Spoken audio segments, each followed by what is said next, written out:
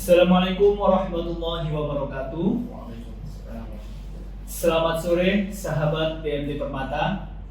Kembali lagi di podcast BMT Permata dengan saya Mas Ilyas dari Baitul Mal BMT Permata. Hari ini kita kedatangan tamu yang istimewa.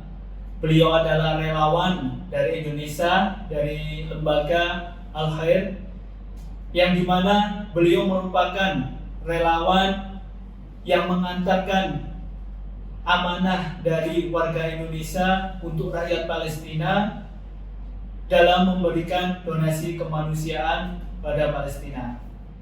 Langsung saja, selamat sore Pak Ragil. Selamat sore Mas Ilyas. Gimana? Sehat kabarnya Pak? Alhamdulillah sehat Mas Ilyas.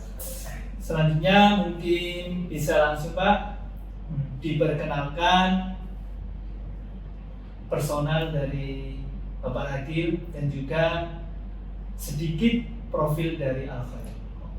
Baik, terima kasih Mas Ilyas sebelumnya dan sahabat BMT Permata yang dirahmati Allah Subhanahu wa taala. Alhamdulillah sebuah pertemuan yang luar biasa dan kesempatan yang luar biasa. Saya dapat terima kasih kepada teman-teman BMT yang telah mengundang dan memberikan kesempatan bagi kami untuk sedikit bercerita dan menjelaskan terkait dengan apa sih Al-Khair itu, dan nanti ini kita lanjut lagi dengan diskusi terkait dengan bagaimana peran dan kiprah Al-Khair sendiri di kancah internasional sendiri. Saya Ragil, jadi saya kemudian diamanahkan di Al-Khair Foundation Indonesia sebagai Head of Office East Java, jadi di Jawa Timur. Di saya sendiri amanahkan. Nah, Al-Khair sendiri, Al-Khair Indonesia sendiri pusatnya ada di, kalau Indonesia ada di Bogor, Mas. Jadi di Bogor ini Mas, salah satu kantor perwakilan, kantor pusat kami yang membawai Asia Tenggara. Jadi di Asia Tenggara ini memang Al-Khair menempatkan kantornya di Indonesia.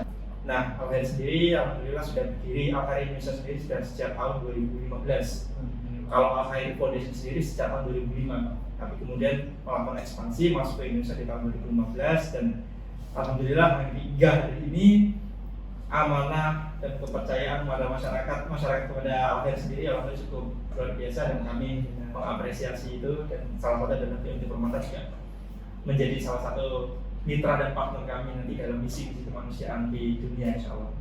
Untuk saat ini berapa las yang di Indonesia yang bermitra dengan Al-Khair? Oke, jadi kalau untuk kita bicara mitra itu kan ada yang terbagi dalam dua hal ya. Jadi yang pertama adalah memang dia berbasis personal, ya di atas nama pribadi. Ada yang kemudian berbasis komunitas atau lembaga. Nah, kalau di personal sudah ada beberapa memang. Alhamdulillah, kalau untuk lembaga nasional sendiri ada teman-teman dari Yayasan Dana Sosial Al-Falah, ada Yatim Mandiri, ada teman-teman Nurul Falah, terus kemudian ada Insan Mandiri, ada Baitul Mal Hidayatullah, ketemu BMH, BMH Pusat, lalu kemudian ada YBMPLN. Nah, itu menjadi salah satu mitra kita. Dan terakhir kemarin hari Kamis kemarin, pekan ini itu kemarin kita baru saja juga menyepakati kerjasama dengan teman-teman Lasis Al-Haromain yang ada di Jawa Timur. Insya Allah mudah-mudahan dukungan dari semua pihak kita bisa terus merangkul dan bersinergi dengan banyak lembaga. Jadi sahabat Permata, sudah tidak diragukan lagi ketika Anda berdonasi melalui Baitul Mal. Untuk saat ini dalam donasi kemanusiaan Palestina, Baitul Mal bekerja sama langsung dengan Yayasan Al-Khair, di mana Yayasan Al-Khair sudah bermitra dengan lembaga-lembaga amil zakat yang sudah terkenal dan tidak diragukan lagi di Indonesia ini, seperti Yatim Mandiri, YDSF, dan lain-lain. Oleh karena itu, sahabat Permata, jangan sekali-sekali takut atau tidak amanah untuk BMT Permata. Untuk kan ini lembaga yang bekerja sama, itu lembaga yang kesannya itu sudah besar-besar. Bagaimana Anda itu membangun citra Al-Khair sehingga yayasan seperti itu mempercayai untuk kerjasama dengan Al-Khair? Ya, yang pasti karena kita ini adalah bergerak pada bidang jasa ya istilahnya. Kalau di dalam sebuah ekonomi ada jasa dan barang dan jasa. Nah, kita masuk bagian dari itu. Maka kalau bicara dengan kita jasa tentu adalah kepercayaan. Pertama adalah kepercayaan, yang kedua adalah track record. Tentu kami bicara dengan teman-teman di lembaga besar tidak mudah meyakinkan kepada mereka. Tentu butuh effort, butuh penjelasan yang detail, kemudian kita harus menyampaikan dengan yakin bahwasannya apa yang kita kerjakan, apa yang kita lakukan adalah memang sudah sesuai dengan apa yang mereka harapkan dan tidak melanggar peraturan yang telah ditetapkan khususnya di negara Indonesia itu sendiri. Jadi berbicara meyakinkan adalah bicara tentang kepercayaan dan track record yang telah kami bangun selama ini. Ya, itu menjadi salah satu faktor penting dan utama yang menjadikan mereka terus memberikan kepercayaan kepada kami. Selanjutnya itu Mbak, kan sudah 40 hari lebih penyerangan Israel ke Palestina. Untuk relawan sendiri, Al-Khair mengirim beberapa orang, Mbak. Karena Al-Khair sendiri ini kan punya perwakilan di hampir seluruh dunia. Jadi sahabat BMT Permata yang saya hormati. Jadi Al-Khair sendiri telah memiliki cabang di 60 negara di dunia. Jadi itu merupakan kantor perwakilan, bukan kami menempatkan relawan, bukan, tapi memang ada kantornya. Nah, kebetulan untuk yang di Palestina ini langsung di bawah ada kantor Palestina berkolaborasi dengan kantor Mesir dan juga Turki. Jadi dinamakan wilayah terdekat. Nah, mulai dari awal sampai hari ini itu total ada sekitar 25 relawan yang telah bekerja di sana, yang telah berjihad istilahnya membantu saudara kita yang di Gaza. Jadi total ada 25 relawan. Oh iya, saya kemarin lihat di Instagram, Pak. Oh iya. Itu yang keluar ya Mbak, di FTV saya. Katanya 20 orang syahid dari relawan Al-Khair. Jadi ya itu memang sebuah pukulan cukup berat ya bagi kami di dalam waktu 1 bulan lebih ini. Jadi kami berada di Gaza, di jalur Gaza itu 3 hari pasca penyerangan dari tentara Zionis ke Palestina, ke Gaza itu. Kami 3 hari setelah itu sudah berada di sana dengan beberapa relawan kami. Total ada 25 relawan yang saya sampaikan tadi di awal, 25 relawan, dan ya mungkin Allah punya kehendak lain. Sampai hari ini, sampai dengan pekan 2 hari yang lalu saya mendapatkan, kita berkoordinasi secara daring dengan teman-teman di Al-Khair. Itu total ada 18 relawan yang telah syahid. Insya Allah mudah-mudahan Allah menerima segala amal ibadahnya.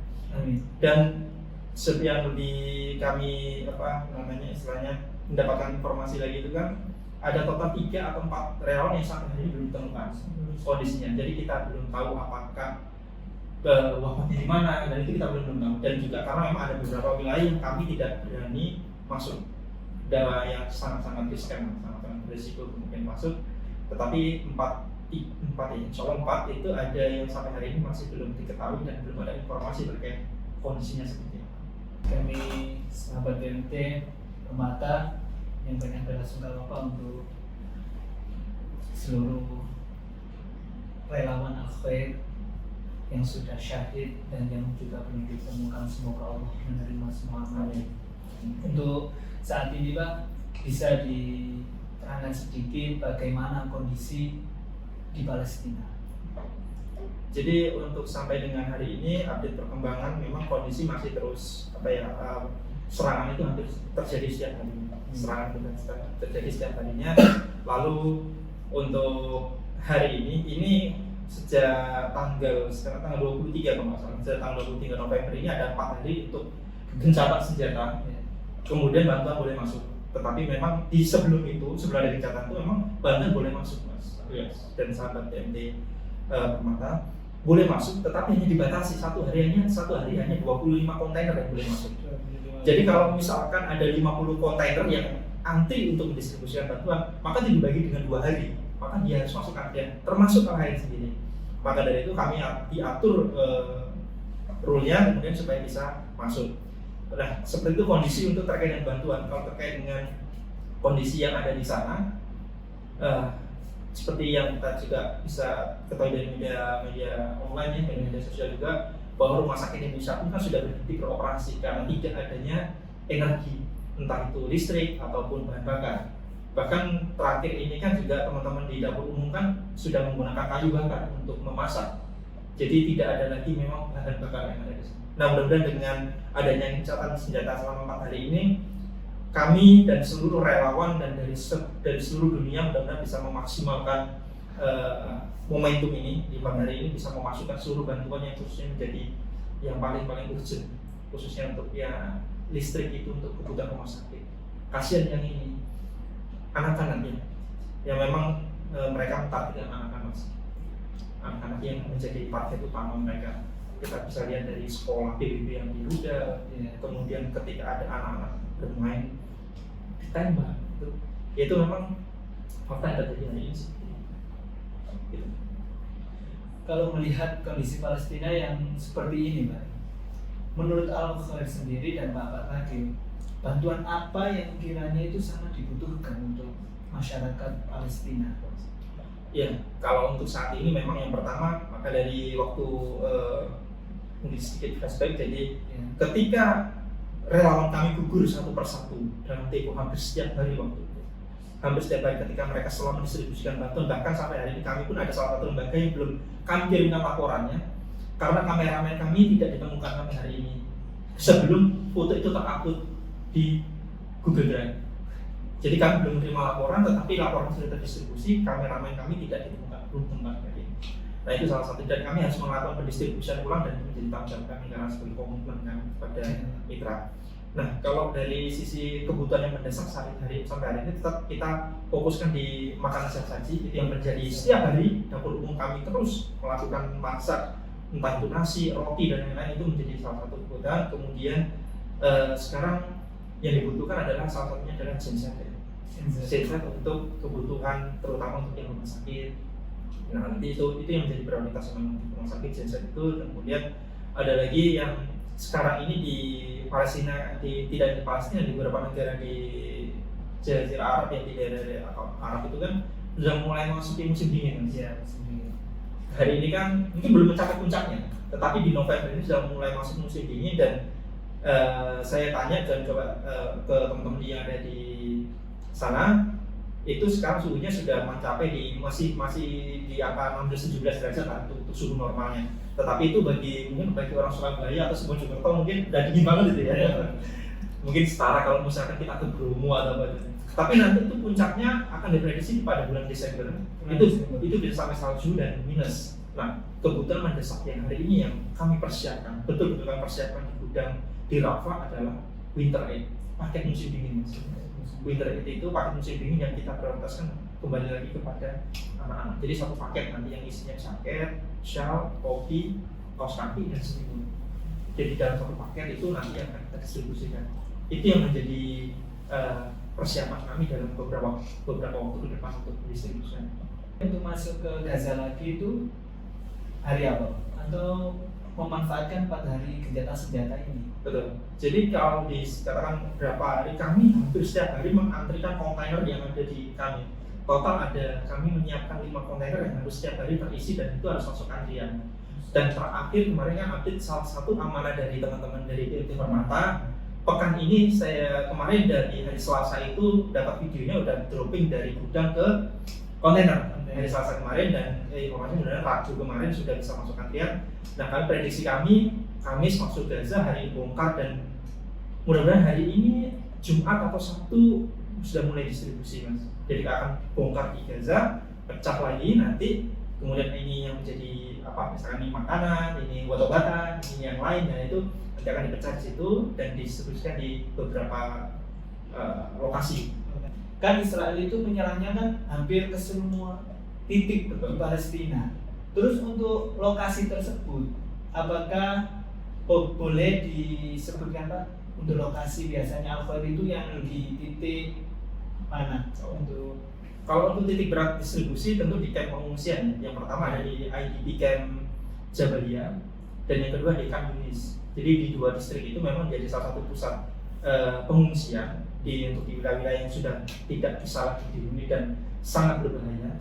Jadi mereka melarikan diri, bahkan di Jabalia pun beberapa waktu lalu kan sudah juga kena kuda juga.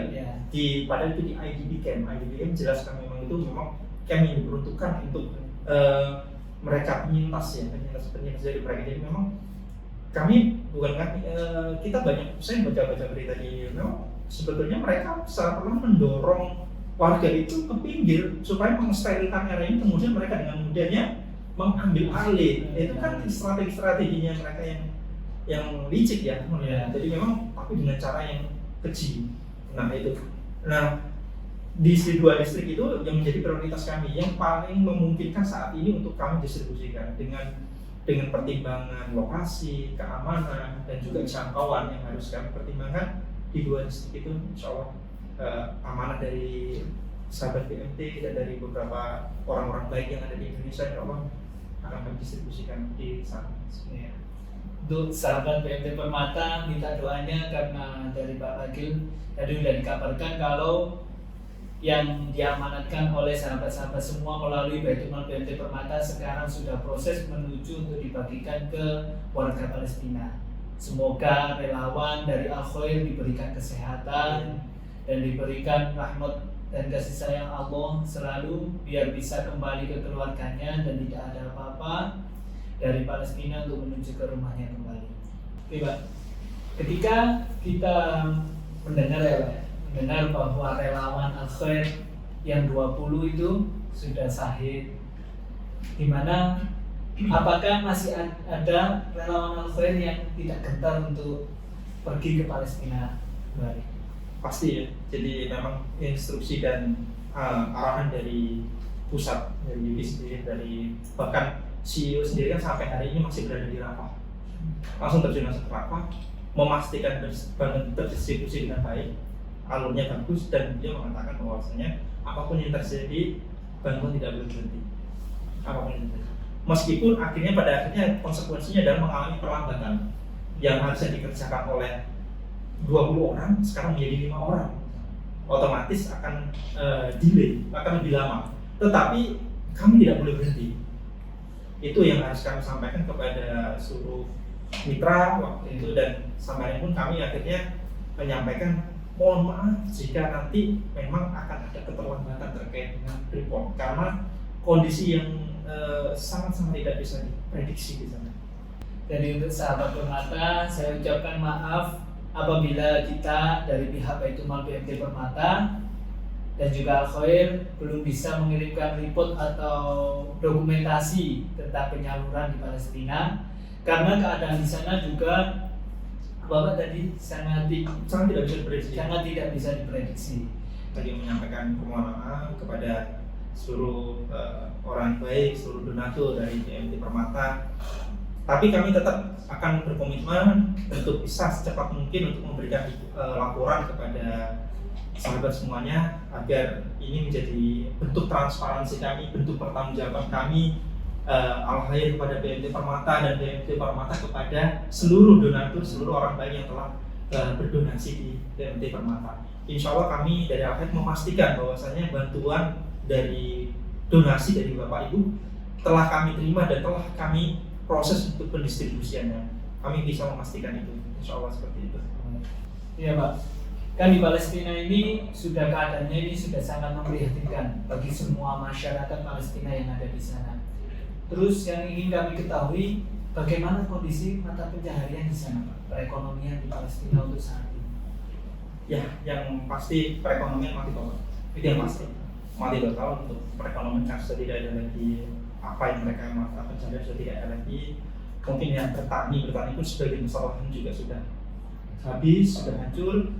Nah, dari Al-Khair sendiri kita ada program juga kemarin jadi tadi di samping program-program kayak makanan, obat-obatan, selimut dan lain-lain, itu kita juga ada namanya program cash assistant. Jadi kita berikan uang cash kepada kepala keluarga, jumlahnya sekitar 500 USD. Jadi $500 itu sekitar 800 ribuan ya, sekitar kalau dolar 15.000 mungkin sekitar 800.000 ya. Itu per kepala keluarga. Itu mungkin hari ini mereka tidak bisa menggunakan uang itu, tetapi kita tentu berdoa dan berharap mudah-mudahan segera berakhir gencatan dan terjadi gencatan senjata perang ini sudah berakhir, kemudian mereka bisa bangkit lagi, mereka bisa memulai lagi, tentu tidak dengan tangan kosong. Nah, kami sudah memberikannya di hari ini dengan berbagai macam program, salah satunya adalah memberikan bantuan uang cash. Mungkin mereka hari ini bisa simpan, misalnya bisa digunakan untuk kemudian hari. Itu untuk bantuan uang cashnya itu merata Pak? Atau ada tempat khusus yang disasar oleh Alfa? Kalau tempat tadi sampai sama ya di yang saya tampil di dua titik tadi di Kayunis dan di IDP sama, cuma tidak semuanya. Jadi memang karena kita cari prioritas yang masih keluarga, jadi keluarga yang masih mereka utuh istilahnya, mereka masih lengkap, kemudian mereka satu keluarga mengungsi di situ, kemudian kita berikan. Untuk yang lain-lain tentu ya misalkan yang mereka sudah yatim piatu dan lain-lain, akan ada program tersendiri, akan ada program tersendiri, dan kami dan juga sudah menyiapkan. Meskipun kita belum tahu kapan akan kami realisasikan, tapi program recovery kami sudah canangkan untuk recovery ke depan seperti apa. Ya Pak, terima kasih atas waktunya. Karena keterbatasan waktu Pak, mungkin bisa ditutup teater dinas dan Bapak untuk ajakan berdonasi. Ya. Baik, bismillahirrahmanirrahim. Sahabat PMT Permata yang dirahmati Allah Subhanahu wa taala. Sebelumnya saya mengucapkan terima kasih atas kepercayaan, atas amanah yang telah diberikan kepada kami. Tentu ini menjadi sebuah tanggung jawab besar bagi kami untuk merealisasikan dan mempertanggungjawabkannya dalam bentuk laporan yang akan segera kami kirimkan kepada teman-teman dari BNT, dan nanti menjadi bukti nyata bahwasanya amanah dari Bapak Ibu semuanya telah tersalurkan dengan baik dan amanah. Nah, kami dari Alfa Foundation mengajak kepada keluarga besar BNT Permata untuk terus berdonasi, untuk terus memberikan doa, berikan sesuatu yang terbaik untuk saudara-saudara kita yang ada di Gaza yang saat ini Allah berikan ujian yang luar biasa sekali.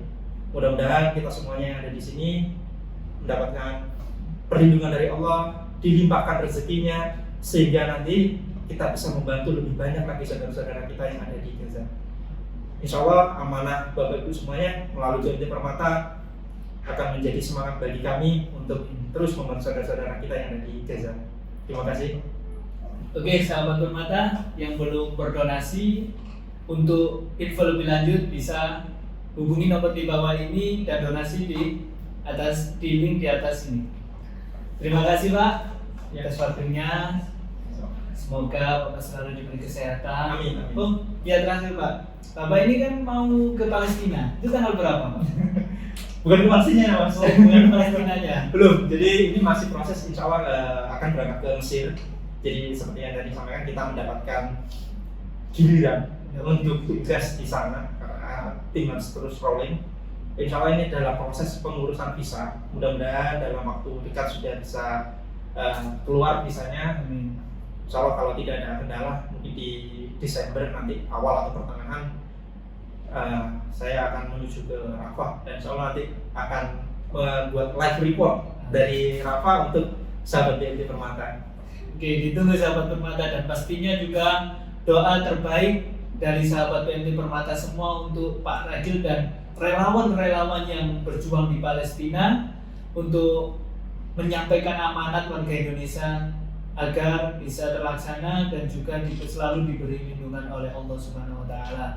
Oke, sahabat Permata, sampai di sini dulu podcast hari ini dengan Bapak Ragil. Semoga apa yang telah disampaikan oleh beliau kita bisa menangkapnya dan kita bisa membuka hati dan kita diberi hidayah untuk selalu memberi bantuan kepada masyarakat Palestina, walaupun kita tidak bisa membantu dengan uang atau lainnya, kita setidaknya membantu dengan doa agar masyarakat Palestina bisa diberi ketabahan oleh Allah dan diberikan rasa sabar yang tinggi oleh Allah. Karena bantuan Anda tidak sedikit pun itu, meskipun sedikit, itu sangat berguna bagi mereka, dan juga pastinya itu berguna bagi kita semua yang memberikan donasi kepada mereka, karena Allah sudah berjanji bahwasanya siapa orang muslim yang membantu orang muslim lainnya ketika susah, maka Allah akan menjamin kesusahan tersebut akan dihilangkan ketika kita mendapatkan kesusahan di hari kiamat nanti dan di akhirat nanti. Oleh karena itu kita berdonasi, kita berdoa sendiri untuk diri sendiri bahwasanya donasi ini setidaknya bisa meringankan beban kita nanti ketika di yaumil kiamah dan juga yaumil akhirat. Sekian dari kami. Apabila ada kata-kata yang kurang berkenan di hati pemirsa semua, sahabat BMT Permata semua, kami mohon maaf sebesar-besarnya. Akhirul kalam, wassalamualaikum warahmatullahi wabarakatuh. Waalaikumsalam warahmatullahi wabarakatuh.